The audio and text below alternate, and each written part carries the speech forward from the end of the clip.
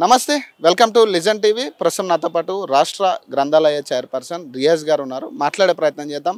ఇటీవల తెలంగాణలో జరుగుతున్న అంశాల గురించి కావచ్చు, ఈ కార్ రేస్ విషయం కావచ్చు, బండి సంజయ్ వ్యాఖ్యలకు సంబంధించి కావచ్చు మాట్లాడే ప్రయత్నం చేద్దాం. నమస్తే సార్.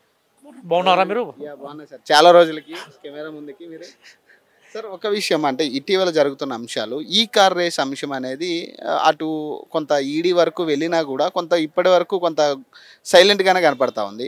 నిన్న మరి బీఆర్ఎస్ వాళ్ళు వెళ్ళి తిరిగి రేవంత్ రెడ్డినే మీరు అరెస్ట్ చేయాలి, కేటీఆర్ని కాదు అని వాళ్ళు కంప్లైంట్ ఇవ్వడం జరిగింది. మీరేం చెప్పదలుచుకున్నారు? తెలంగాణ వాళ్ళకి ఉర్దూ భాషతో బాగా సంబంధం ఉంటుంది.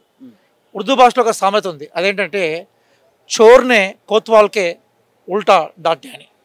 అంటే దొంగనే పోలీస్ ఆఫీసర్ను మళ్ళీ ప్రతిగా కరిచిండి అని.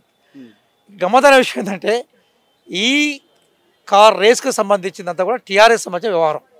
చాలా క్లియర్గా అప్రూవర్గా మారిన అరవింద్ కుమార్ గారు చెప్పారు, ఐఏఎస్ ఆఫీసర్. అప్పుడు ఆఫీసర్గా ఉన్న రెడ్డి కూడా అదే విషయం చెప్పాడు.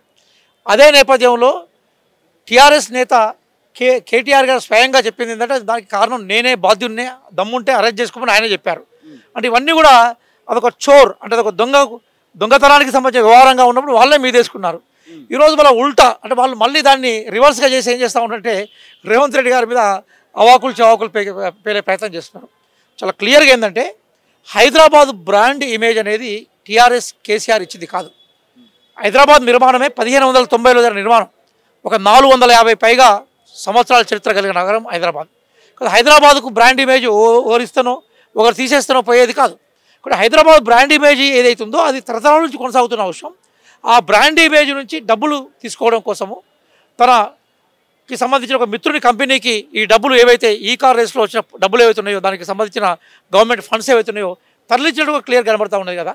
అందుకోసం ఆ డబ్బుల్ని తరలించిన తర్వాత ఆ డబ్బులు మళ్ళీ ఎక్కడికి టీఆర్ఎస్ ఖాతాలో పోయినట్టు క్లియర్ కనబడతా ఉన్నాయి కదా.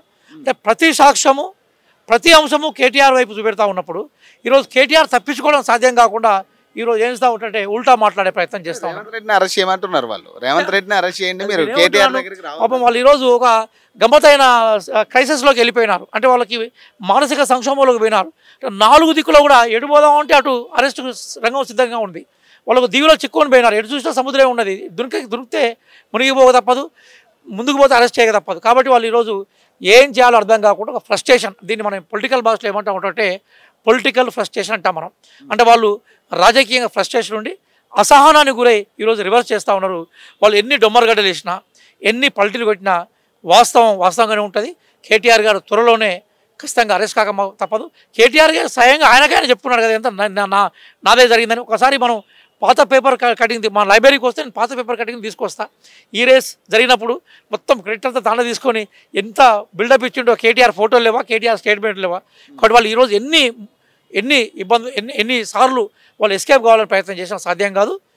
ఈరోజు తెలంగాణ జైలు కేటీఆర్ కోసం ఎదురుస్తున్నాయి సార్. అంటే మొన్న దావోస్ పర్యటన తర్వాత 1,78,000 కోట్లు మన రాష్ట్రానికి నిధులు రాబోతున్నాయని ఒక హోర్డింగ్స్ కావచ్చు, లేదా 49,500 ఉద్యోగాలు రాబోతున్నాయని మీరు పెట్టిన హోర్డింగ్స్ కావచ్చు, వీటికి సంబంధించి బీఆర్ఎస్ వాళ్ళు రియాక్ట్ అవుతా ఉన్నారు. ఇవన్నీ కూడా బుగట మాటలు, ఇవన్నీ కేవలం ఎంఓయూలే కదా, అవి 10% కూడా కాదు కదా, ఉద్యోగాలు ఏం తెచ్చినావు నువ్వు అనేది ఆయన చెప్తా ఉన్నారు. మరి ఏం చెప్తారు? ఇప్పుడు అదే బూటకం అయితే కేటీఆర్ ఇంతకాలం వరకు ఏదైతే నేను మొత్తం ఐటీ సెక్టార్కు నేనే బ్రాండ్ అంబాసిడర్ అని చెప్పుకున్నాడో, అప్పుడప్పుడు ఆయన ఒక్కడే పోయి రకరకాల పర్యటనలు చేసుకొని మొత్తానికి నేనే కారకుడిని అభివృద్ధికి అని చెప్పుకున్నాడో అవన్నీ బూటకం అవుతుంది. నిజానికి టీఆర్ఎస్లో కానీ బీఆర్ఎస్లో కానీ అంతర్జాతీయ వాణిజ్యాలకు, అంతర్జాతీయ వాణిజ్య ఒప్పందాలకు, అంతర్జాతీయ పెట్టుబడులకు సంబంధించిన విషయాల మీద అవగాహన లేని తనం కనబడతా ఉంది. సహజంగా ప్రపంచంలో పెట్టుబడిదారులు వివిధ ప్రాంతాల్లో పెట్టుబడులు పెట్టుకోవాలనుకున్నప్పుడు వాళ్ళు ఒక సమావేశాలు ఏర్పాటు చేస్తూ ఉంటారు. పాలకులు ఏం చేస్తూ ఉంటారు, అక్కడ పోయి మా ప్రాంతం అనుకూలంగా ఉంది, మా దగ్గర పెట్టుబడులు పెడితే మీకు లాభాలు వస్తాయని చెప్తూ ఉంటారు. లాభాలు వచ్చినప్పుడు పెట్టుబడి పెట్టే అవకాశం ఉంటుంది. ఇంతకుముందు నేను చెప్పినట్టుగా హైదరాబాద్కు బ్రాండ్ ఇమేజ్ ఉంది. హైదరాబాద్ నగరంలో 1 కోటి జనాభా ఉన్నది. తెలంగాణ రాష్ట్రంలో మరో 3 కోట్లు దీనికి అదనంగా యాడ్ అయ్యే జనాభా ఉన్నది. ఇక్కడ అభిలాషణీయమైన జనాభా ఉంది, యూత్ ఫోర్స్ ఉంది, స్కిల్స్ ఉన్నాయి. అట్లాగే మంచి అద్భుతమైన ఇంజనీరింగ్ కాలేజీలు ఉన్నాయి. ఇక్కడ ఐఐటి కేంద్రంగా ఉన్నది. కాబట్టి ఈ ప్రాంతంలో కనుక పెట్టుబడులు పెడితే ఏమవుతుందంటే సహజంగా పెట్టుబడిదారులకు లాభాలు ఇస్తాయి. ఆ విషయాన్నే మేము అక్కడ చెప్పాం కాబట్టి వాళ్ళు ఒప్పందాలు చేశారు. ఆల్రెడీ ఎగ్జిస్టెన్స్ కంపెనీలు కూడా ఎక్స్పాన్షన్ కోసం ప్రయత్నం చేశారు. అవన్నీ కూడా నీకు దావోస్ పర్యటన సంబంధించి అంతా కూడా నగ్నంగానే కనబడతా ఉన్నది కదా. అక్కడ జరుగుతున్న ఒప్పందాలు కానీ చేసిన విషయాల మీద సంప్రదింపులు కానీ మాతో కూర్చున్న పెట్టుబడిదారుల ఫోటోలు కనబడుతూ ఉన్నాయి కదా, ప్రకటనలు కనబడుతున్నాయి. మేము చెప్పిందే కాదు కదా, సీఈఓలు అంటే ఆ కంపెనీలో సీఈఓలు కూడా ప్రకటించారు కదా, అన్నీ ఎదురు కనబడతా ఉన్నప్పుడు పాపం డైజెస్ట్ చేసుకోలేకపోతున్నారు. వాళ్ళు ఏమనుకుంటే అంటే మీరు డైజెస్ట్ చేసుకోలేకపోతున్నారని ఒక డైజెషన్ అరుకు మీరు చూపిస్తూ ఒక ప్రెస్ మీట్ పెడితే, వాళ్ళు ఈనో ప్యాకెట్ని చూపిస్తూ ఒక ప్రెస్ మీట్ పెట్టారు. నిన్న మళ్ళీ ఫినాయిల్ బాటిల్ చూపిస్తూ ఒక ప్రెస్ మీట్ పెట్టడం జరిగింది. మరి ఆ ఫినాయిల్ తోటి వాళ్ళ నోళ్ళం కడుక్కుంటే బాగుంటుందని అనుకుంటున్నాను. ఈరోజు టీఆర్ఎస్ బీఆర్ఎస్ ఏం చేయాలంటే ఫినాయిల్ తోటి వాళ్ళ నోళ్ళం కడుక్కోవాలి. వాస్తవంగా ఏంటంటే వాళ్ళు ఏమనుకున్నట్టే ఈ ప్రపంచంలో కేటీఆర్ తప్ప మరెవరికి ఇంగ్లీష్ రాదు, కేటీఆర్ తప్ప ఎవరికి విదేశాల్లో పోయే శక్తి లేదు అనుకున్నారు. కాంగ్రెస్ అంతకన్నా అద్భుతంగా చేస్తూ ఉండదు కదా. కేటీఆర్ కన్నా మంచి ఇంగ్లీష్ రేవంత్ రెడ్డి గారు మాట్లాడతారు, కేటీఆర్ గారి కన్నా మంచి ఇంగ్లీష్ శ్రీధర్ బాబు గారు మాట్లాడతారు, కేటీఆర్ కన్నా అద్భుతమైన ఇంగ్లీష్ మాట్లాడే వాళ్ళు మా పార్టీలో వందల వేల లక్షల సంఖ్యలో కోట్ల సంఖ్యలో ఉన్నారు మా కార్యకర్తలు. అది చర్చ కాదు.